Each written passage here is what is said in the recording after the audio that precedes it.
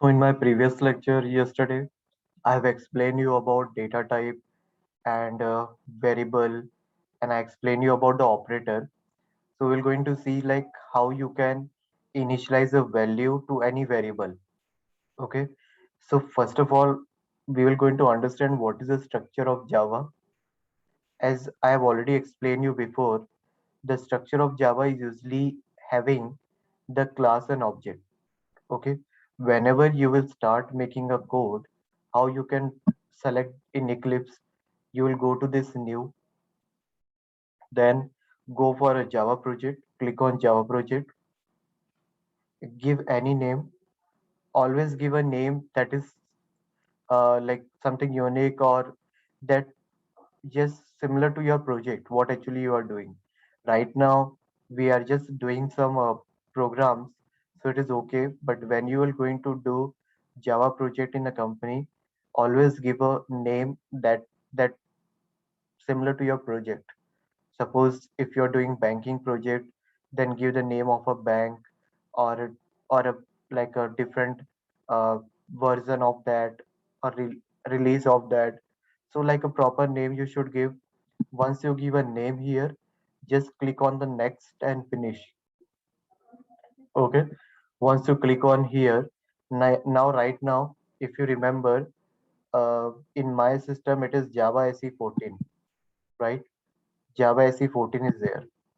But yesterday when I when I was giving you demo, when I was showing you, we have installed Java SE 17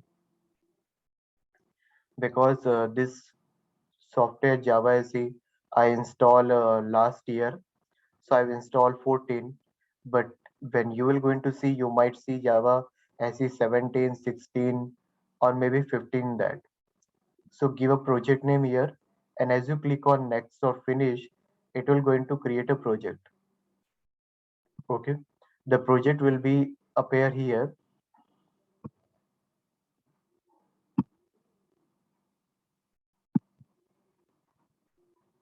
So project will be appear here. Okay, like this. Now inside this project, yeah, anyone having question? Okay. So inside the project, you will find JRE system library, SRC. Click on SRC, right click on SRC, and you have to create a class. Okay, right click on SRC and class. Once you give a class name, then you have to create a main function. Just like in a C language, we create a main function, right? What does main function stand for? This main function means this main function is public. It means that it can be accessed from anywhere. Static means, as I said you, that Java is not 100% object-oriented programming. Some other language like Ruby, Perl, they are 100% programming language. So here, without object also, you can run the program. Let me run and show you.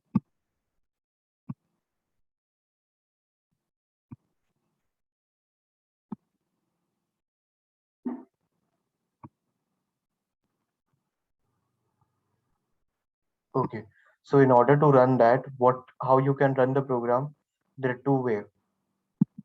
You can select this program and run as a Java application, and it will give you an output on the screen.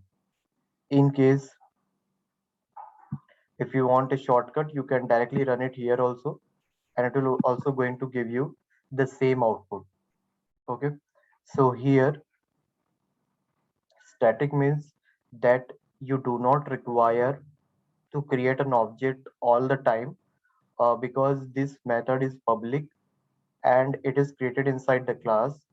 So static keyword means whenever you declare any method as a static, you can access directly without creating an object with the class name also. So that's why we use a static keyword. Void means it's not going to return anything inside the memory, and main is the name of function. And this thing I have already explained you for command line argument. Okay. Now, how to declare a variable?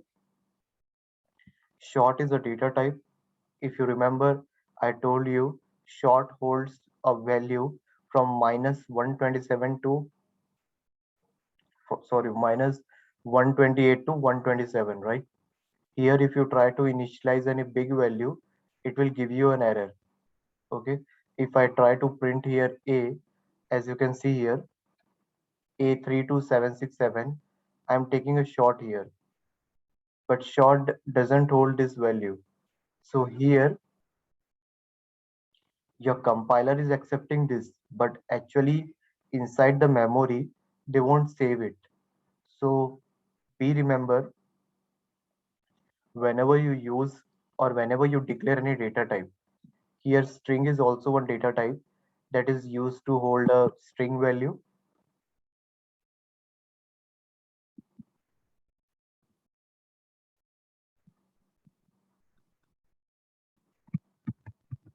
So let me initialize here Java programming string z null.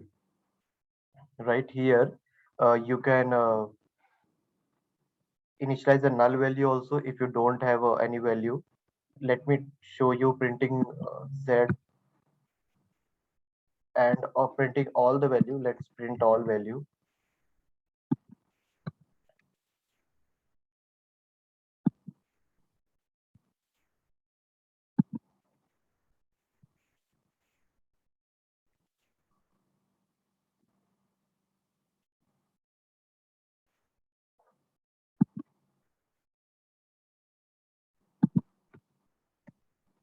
And in system out print is what? System out print is used to print a variable value.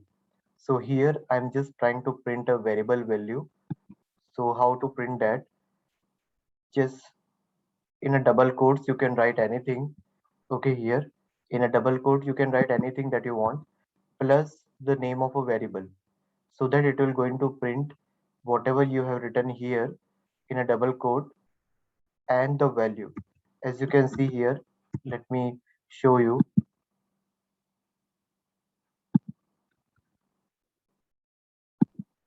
Meanwhile, if any one of you have any question, if anything is if you do not understand, you can ask me anytime. Okay, so let me run this and see the output.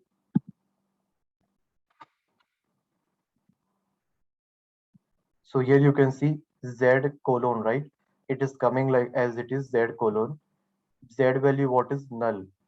A1 Java programming A32767 and 3145. But okay, I'm sorry here. Short is having range in 1 minute. Short is having range in 32767 to 32768. I was sorry. Byte is having range from minus 128 to 127. Sorry, I got confused in that.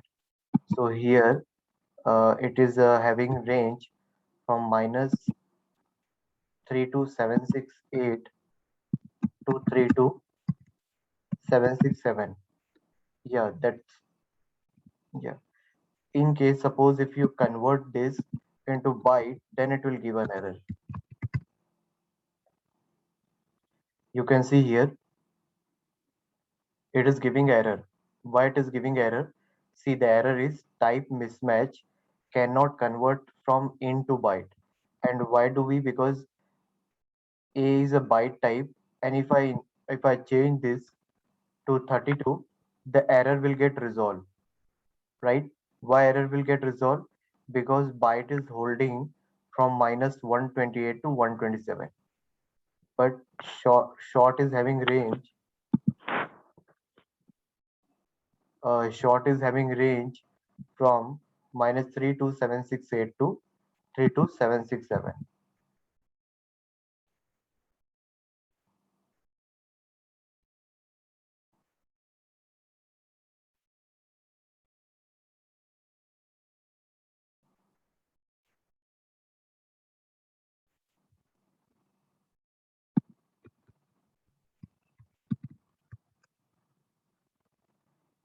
So in this way, we declare a variable. Now one more thing. float variable I told you yesterday. After the decimal, uh, normally pi value, in pi value, the pi value is something like this: 3.142.142. It will be keep on going. So I have taken 14 underscore 15 f. This f will going to represent that this is a float value. Okay. Now if you want to declare a double value, so double value, how you're going to initialize? You will going to initialize a double value for that which is holding more than 6 digit after decimal, something like this. Okay. And how you're going to print that? Just type it like this: system dot out dot println and d. Okay. This is some of the basic things, but in interview they might ask you the range of a data type. So don't forget that the range of a data type. Go through that range of a data type before interview, so you should be able to answer correctly. Sometimes we get confused, as I now short and bite, but go through it once so that you will able to answer. So here you can see we are printing it successfully, right? So these are the some variable how you can declare it. Boolean also you can declare. How to declare Boolean variable?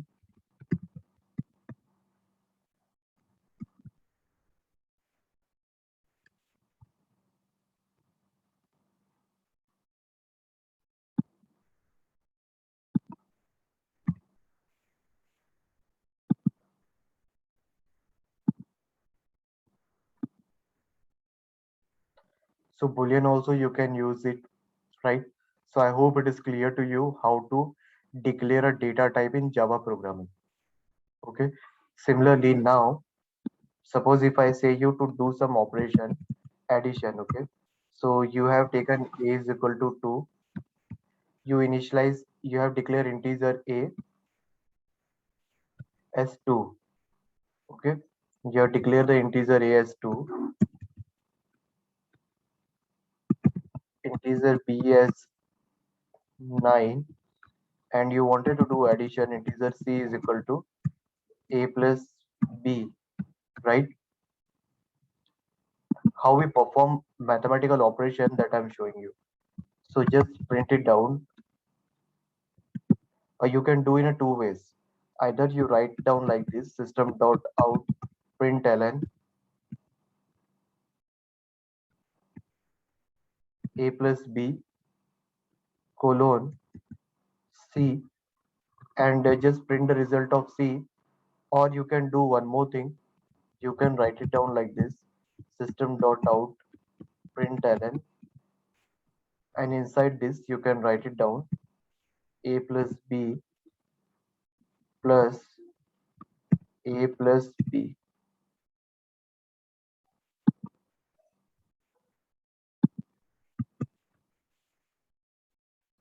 Both will work. Now let me just check. Okay, a I have already declared, so let me take it p q, and here I'm taking r.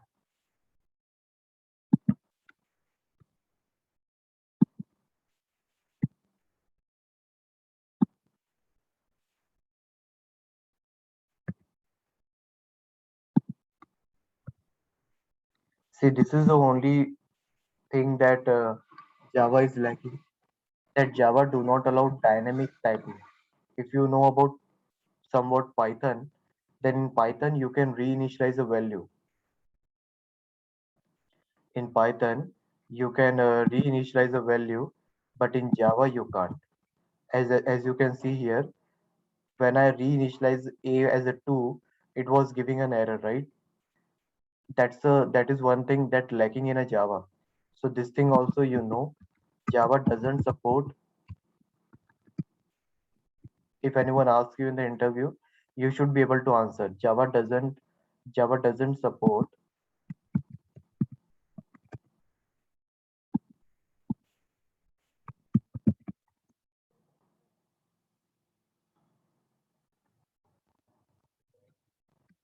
dynamic typing and reinitialization.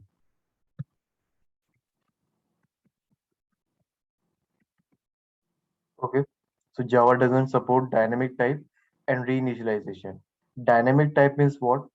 Dynamic type means you don't need to declare any data type. In Python programming, when you create a variable, you just create a variable and initialize a value. You do not give any data type there. So that is called dynamic data type. But in Java, you have to explicitly write this data types to tell the compiler that this variable will be a float type, integer type, double type. And reinitialization doesn't support. If I want to initialize a value again, suppose integer p is equal to 0, it will give me an error. Why? Because p is already initialized here with 2.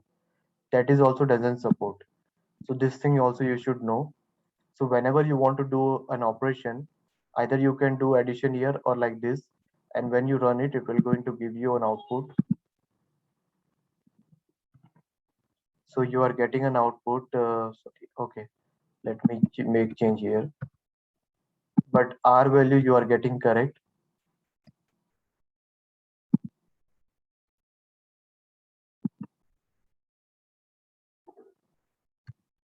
right? So this is a way of doing an operation. Mathematical operation you can do it here. Arithmetic operation you can do it here. See some more example. Increment decrement operator. Let's see that.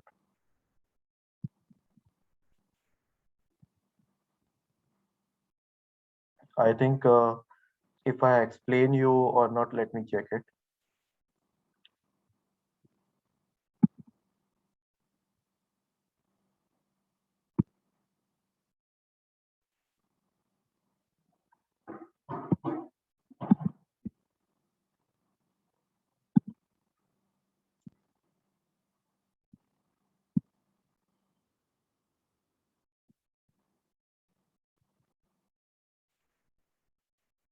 So here yesterday session, I have explained you about operator, right? So one operator I forgot to explain you, I think, regarding increment decrement operator, which is this one, unary operator. These are called as the unary operator. Why do we call unary operator? Because these are working on one variable. Okay. Other variables, other operator, they work on two or three variable. For example, as we have seen here, to do addition, you require two variable. So these are called binary operator.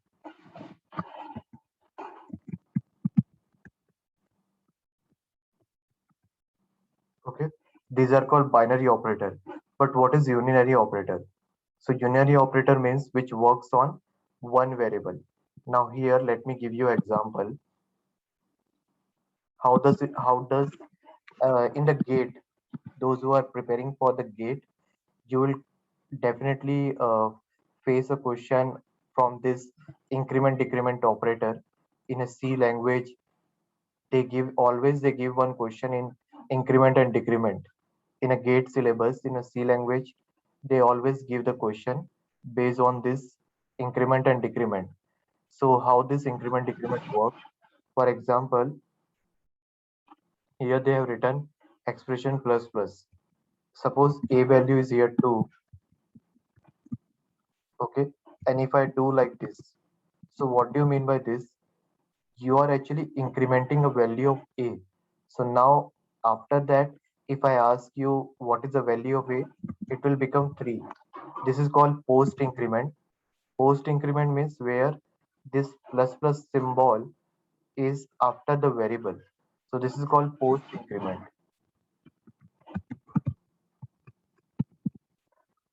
Now if I say you like this, what is the value of a now?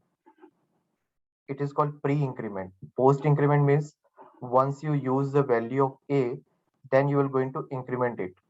Okay, for example, if I take a value like this, then what will be the value of C?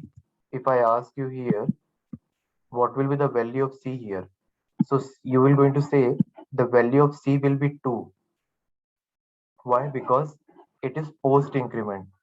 So in case of post increment, it will going to initialize its value first to the C variable, then it will going to increment its value. So C value will be 2, A value will become 3 afterward. Okay, so C value will become 2. But in case of pre-increment, what do you mean by pre-increment? In case of pre-increment, A value will be increment first and then initialize. So suppose you have a like this, so A current value become 3. So it will going to pre-increment. Okay, pre-increment means it will going to increment first and then initialize. So now the D value will be 4 and A value will also be 4. This is called as a pre-increment. So normally what in the interview or the interview, definitely they ask this question in online test, as well as they ask question in gate also. They might give you a scenario like this.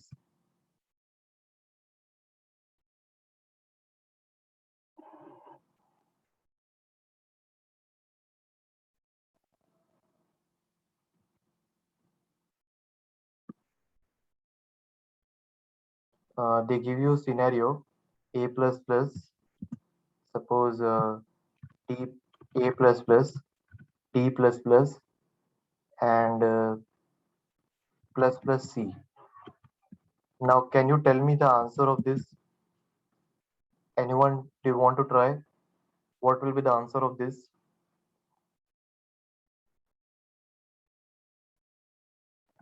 So, whenever you see this kind of a question, this kind of question they ask in the gate and interview, it is this is somewhat ambiguous for the compiler. Okay, 11. Okay, let's check. A plus plus. Okay, so first I will go into, okay, A plus plus. So A value will become 4 now, right? Okay, 5.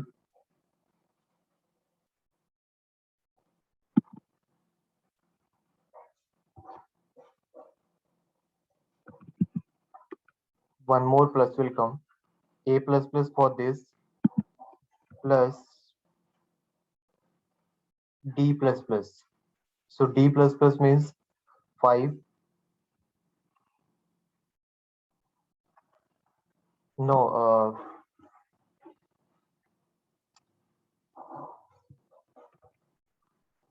or C plus plus. Yeah. No, 11 is not correct. You just see carefully. A plus plus means what? A is now currently holding 4, right? So now you will going to use the value A first, 4. Okay. Now D plus plus. Current value of D is 4. Okay, 1 minute. Yes, yes.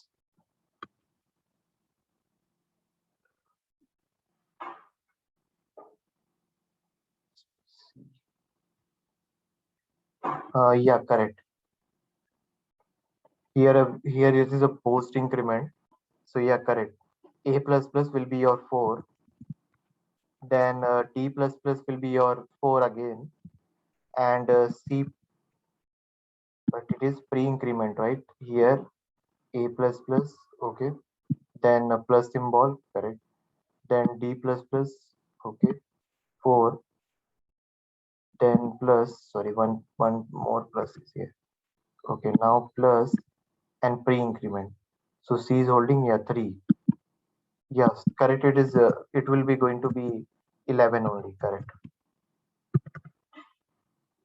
So in this way, you have to calculate it. But afterward, if I ask you what will be the value of A here, then you will going to use the value of A here 4, but it will going to increment A value.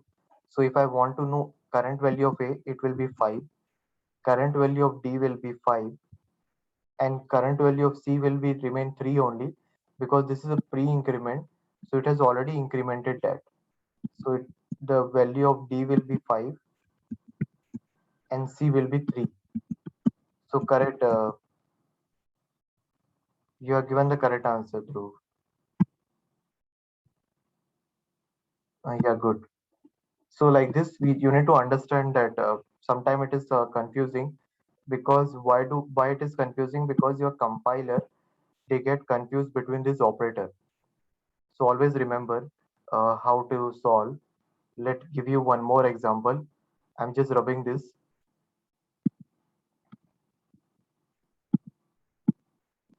Let's take an example that a is equal to 3. Let's take example p. P is equal to 9 and q is equal to 3.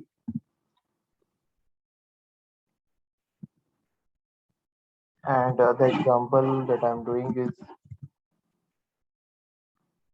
minus minus p plus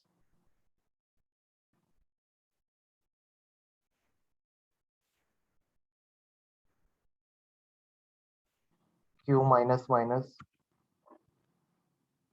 then minus,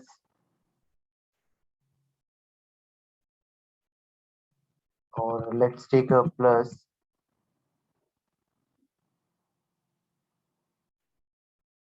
p minus minus. Now try once again.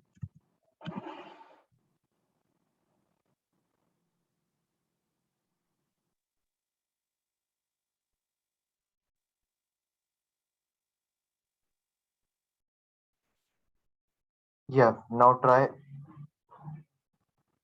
Here pre-increment is there. This is a decrement operator, pre-decrement. Okay. So minus minus p means it will going to first decrement. So it will become 8 plus, okay, q minus minus. So current value of q is what? 3, right? Okay, we'll wait 3. Now again it is p minus minus. So here is what? It is a post decrement. So post decrement means what? You will going to use the current value of p. It is already decrement. Okay, it is a pre-decrement. So it will become 8 plus q minus minus. Q is what? 3. Okay, so you are use 3. Now the q value of q will become 2. Okay, but here p minus minus. So what is the current value of p? That is after pre-increment it is 8. So you are going to use 8 only here. So 8 plus 8 16 plus 3 19. Is it clear to everyone? Uh, Practice more this question, okay? I assure you like almost 2 to 3 marks question will definitely come in the gate exam from this increment decrement, because I also practice a lot while giving gate exam on this. And I will suggest you practice more on this. Definitely they will ask question, and in online test for the interview also they ask question based on this. So don't get confused. See, make some space between the variable. See clearly. Okay. Like this normally the in the exam they will give you like this, that you sometime it will be confusing for you. Try to make differences between the variable like this and then understand. It is a pre-increment, so 9 value will become 8 plus this is a post decrement. Post decrement means what? It will going to use the value of q first, then it will going to decrement a value of q. Now if I ask you the value of q here, it become 2. Now again it is a post decrement, so I will going to use the p value first. So that's why I've used 8 here. 8 plus 8 16 plus 3 19. Yes. So guys, we have only 1 minute. Please, if it get disconnect, then join the link again. Okay. So this all comes as a unary operator. Okay, because they are working on a single variable. They are working on a single variable. Now, if I say you about yesterday, I was giving you an example for mod operation. Okay. So like mod operation means it will going to give you remainder. If I say 9 percentage 3, what will be the value of C? Means you are dividing 9 by 3. So how much remainder you will get? 0, right? Correct. So the a mod operator will going to give you the remainder. Similarly, you might be aware about equality, bitwise and means it will going to work on bit data that yesterday I've explained you. So all these things are there. Now let me come to the Eclipse.